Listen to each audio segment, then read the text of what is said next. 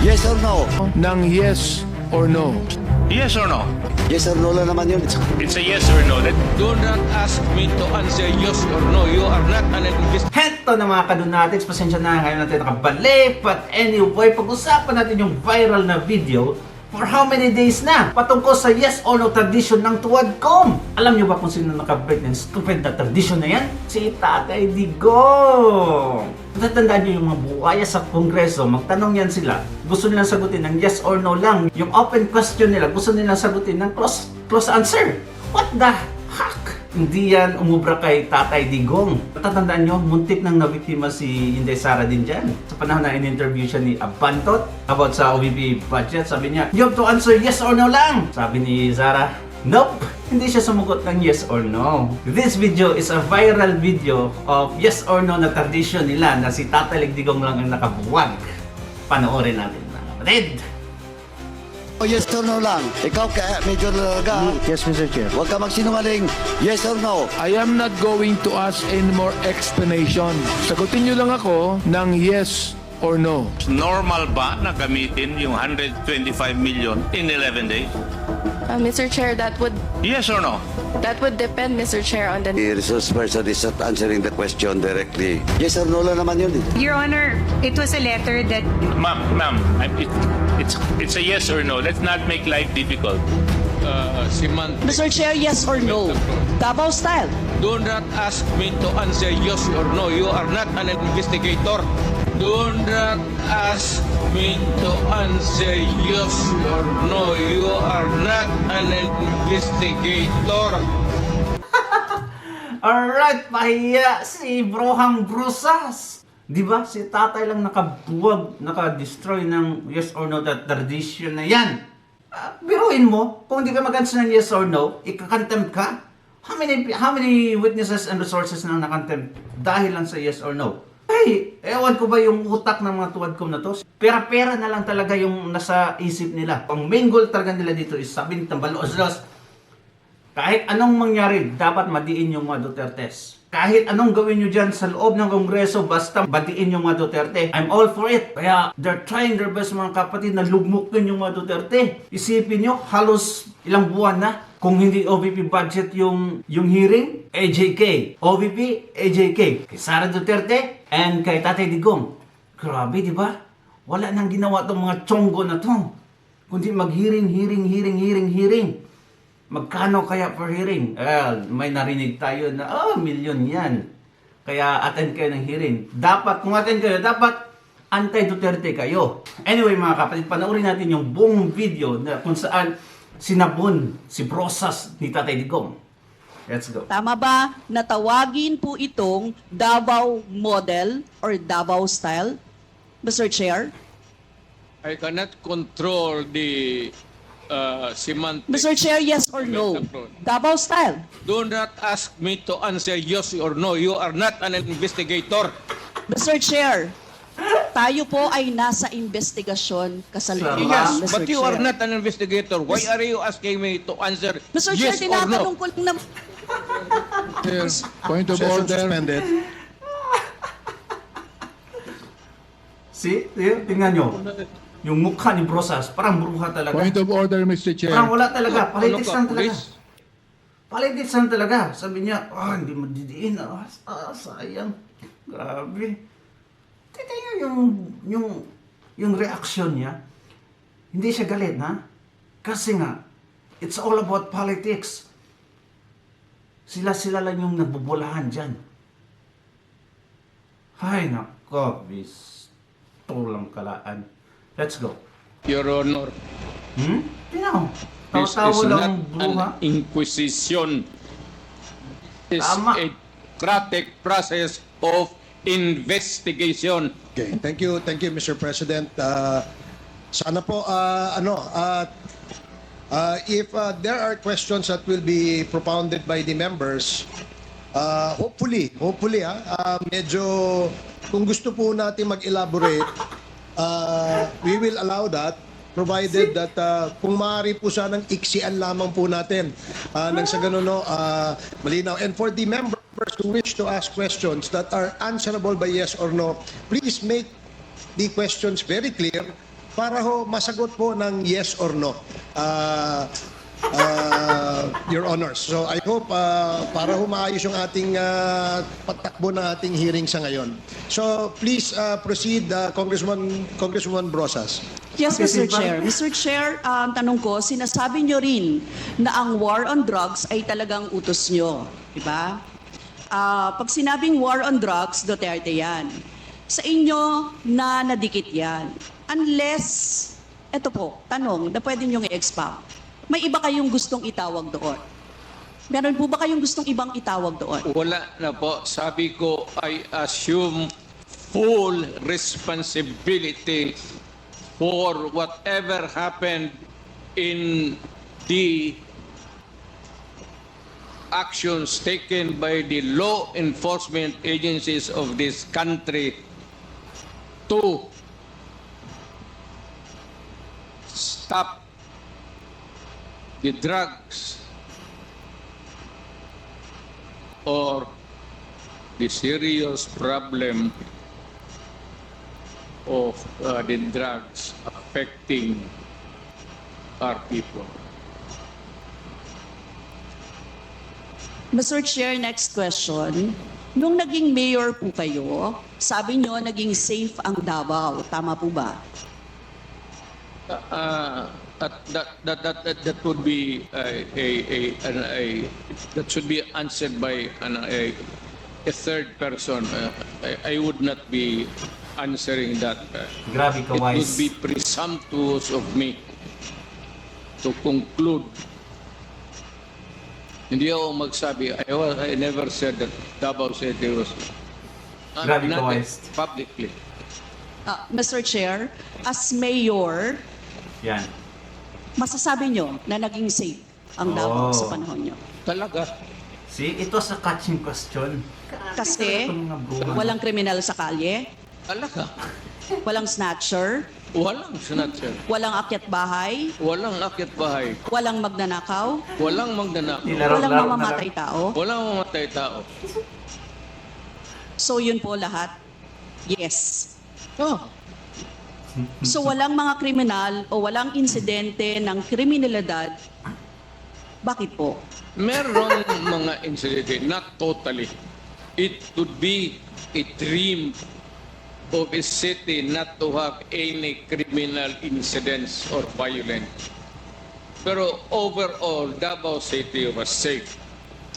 If the test or standard would be that a citizen of the city can walk all over the city and men and children can go home safely, unmolested, undisturbed. That was the standard that I gave to the police of Davao City. Mr. Chair, I would like to ask, no? Hindi ba nagkandamatay sila sa panahon na yon? Marami po.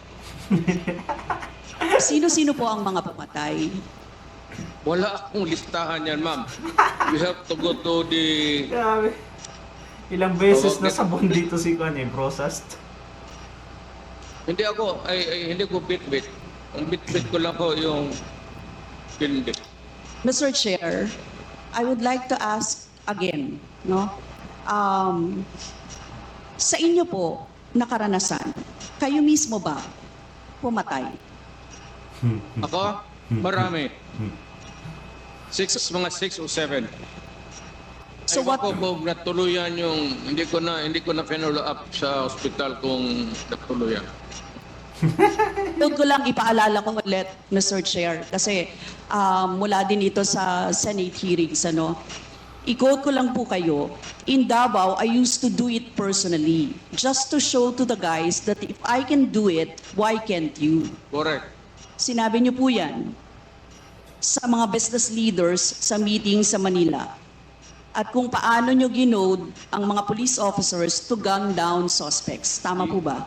Yes, if they present a violent resistance, that's the only thing that you can kill the criminal if you are personally in danger of losing your life too.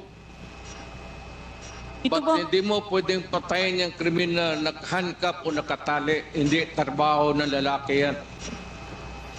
ito pong second, Mr. Chair, na quote, kayo rin ito. And I'd go around in Davao with a motorcycle, with a big bike around, and I would just patrol the streets looking for trouble also. Manila Times po ito. I was really looking for a confrontation so I could kill. Sinabi niyo po. Yes. Nagdadasal po ako na nagmumumtor ako na may mag-hold upper dyan. Mukha ni Dilima. At kung maabot na kita, talagang patayin kita.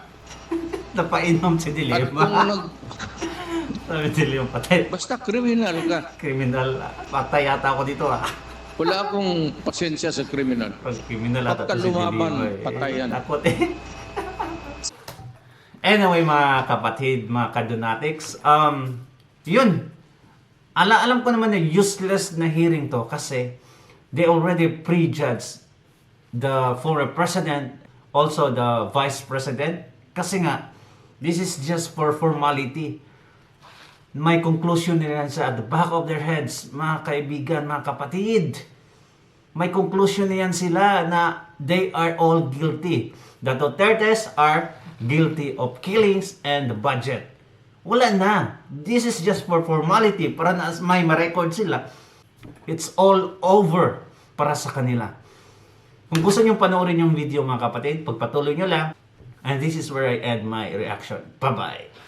Kanina po kasi sinabi ni Duterte na he takes full legal responsibility. Siya Yes. ang mananagot at Yes. makukulong sa ginawa ng mga kapulisan. Yes. Kung sa inyo po ang policy, inaako nyo rin ang accomplishment nito.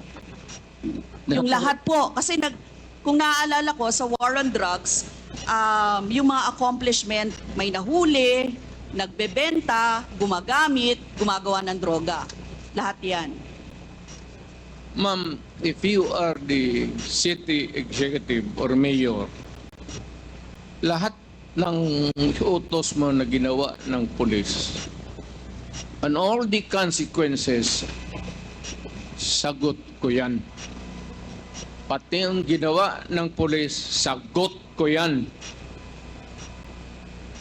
Pati po yung accomplishment kung may nahuli, enforcement of law yun.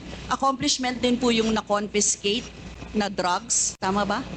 Lahat ng trabaho ng pulis, because you are the mayor, inutos mo yan, and the consequences, or sometimes an incident can go right and go wrong.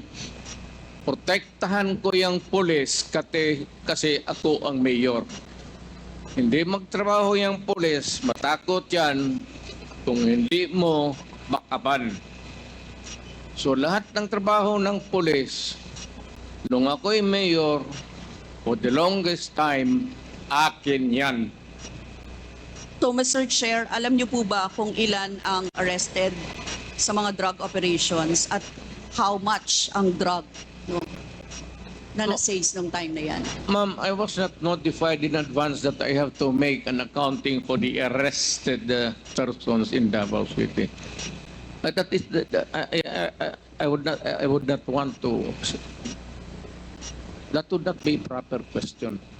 Mr. Chair, sabi niyo yung accomplishment report sa inyo yan. Accomplishment, yes. Accomplishment is another thing. But you see, to ask for the number of arrests or killings, that would be a stupid question. Mr. Chair, sinabi po ninyo na aakuin nyo lahat.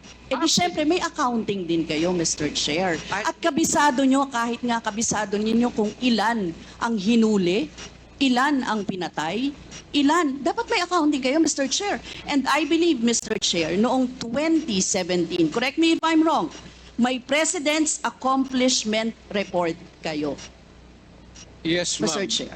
Tanungin kita, where were you the other day at 4 o'clock in the afternoon? Point of order, Mr. Chair. Yan nga sinabi ko. Yes, may I remind our resource person, Mr. President, maaari po ay wag po, iwasan po natin magtanong sa ating po mga membro. Please answer the questions lamang po at refrain from asking questions to the members of Congress. Yan po ang nakasaad sa ating rules. Please continue, Congresswoman Brosas. Thank you, Mr. Chair. I'm sure alam po yan, no, ng former President kasi siya ay naging miyembro din ng Kongreso, Mr. Chair. Yes. Yes, Mr. Chair, 2017 President Accomplishment Report meron, sinabi nyo rin naman. Ngayon, Mr. Chair, kung ganon, handang mag-cooperate ba ang dating Pangulo sa lahat ng investigations na gagawin, Mr. Chair? All investigations. What do you mean by lahat? How many investigations do you think that I have to participate? Point of order again, Mr. Chair. Kasi 1 minute suspension. walang pre.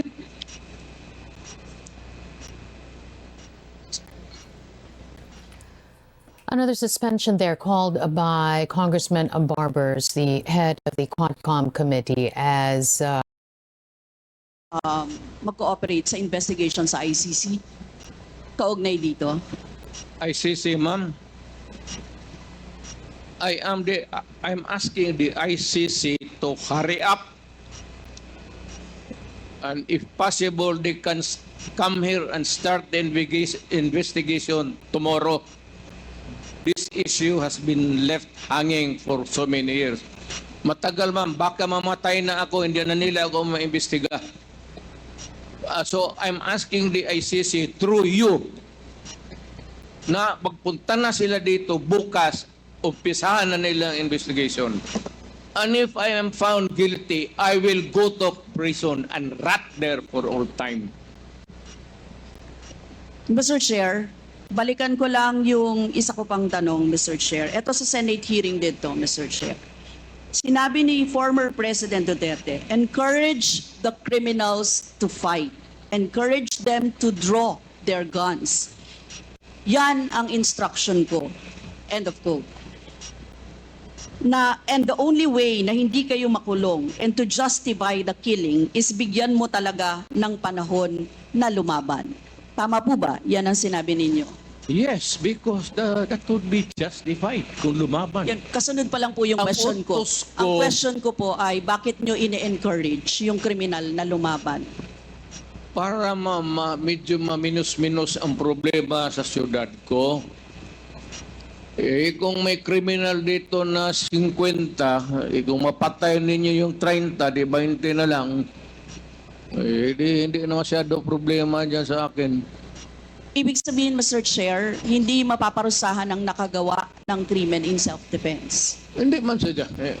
Siya, alam naman trabaho ng police, ma'am. The policeman should know when to kill and when to injure. Hindi naman kailangan sabihin nun. May elements naman ng self-defense. Alam niyo yon, Mr. Chair. Not self-defense, man. Performance of duty. Performance of duty, but And elements of connected with self-defense. that performance of duty is self-defense. So, Mr. Chair, ano yon? Ang what? Elements of self-defense, Mr. Chair. Self-defense is when you defend yourself to avoid injury, serious, or you die. That is applicable also to a policeman who is performing his duty, because the policeman has to confront, ang civilian has to iwasan. But a policeman, a law officer, if you are a law officer, you have to confront the criminal. Ang sanabi ko sa kanila, huwag kang pumunta dito sa akin ng pisina na may sugat ka, sipain kita. Patayin mo. Bakit ikaw ang may sugat? Wala akong My language is brutal and raw for criminals. Wala akong pasensya, ma'am. I've been a prosecutor for 9 years. talagang sinabi ko, pag hindi na mahinto yan, patayin mo na yan. Huwag mo nang pabalikin niya dito sa opisina ko. Thank you, really Mr. want Chair. to know the truth. Ganon. Last two questions, Congresswoman Rosas. Yes, Mr. Chair. Mr. Chair, gusto ko lang sabihin na sa elements of self-defense, first, dapat unlawful aggression. Second, reasonable necessity of the means employed to prevent or repel it. And third, lack of sufficient provocation on the part of the person defending himself. Mr. Chair, now I would like to direct my question to sa victims po, si Christina siguro at si Lori or si Mary Ann, ano? Mr. Chair, ano po yung sirkumstansya or kalagayan ng mga nangyari sa pagkapatay ng